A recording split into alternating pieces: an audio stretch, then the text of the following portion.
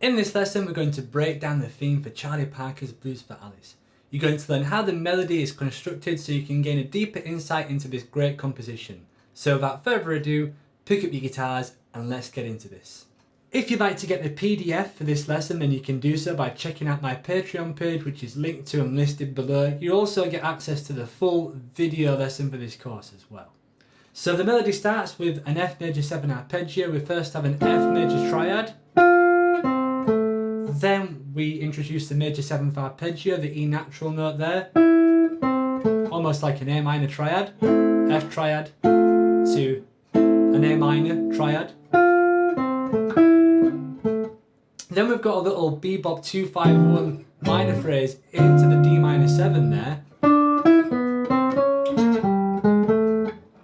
which sounds like that. So hopefully you can hear the focus on the guide tones with enclosures, right? This very first part, that's pulling your ear into the third of the A7 chord, which is C sharp.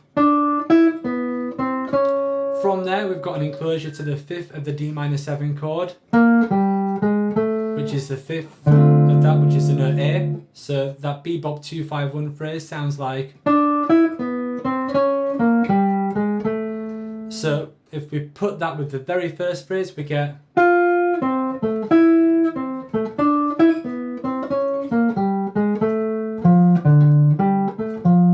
And there I'm playing into the riff, which is over D minor 7 G7. Then we've got a little 3-9 arpeggio, which is a cool little figure. 3-9 is over that C minor 7 chord. You can also think of that as being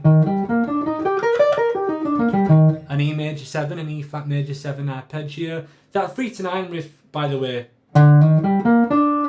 falls onto D flat, which against that F7 chord is a flat 13. So that's always good to have an altered tension over a dominant chord. We then have a riff which resolves to the 9th of the 4 chord. Very Charlie Parker, resolving to the 9th of the chord. Very cool sound to try and get into your playing.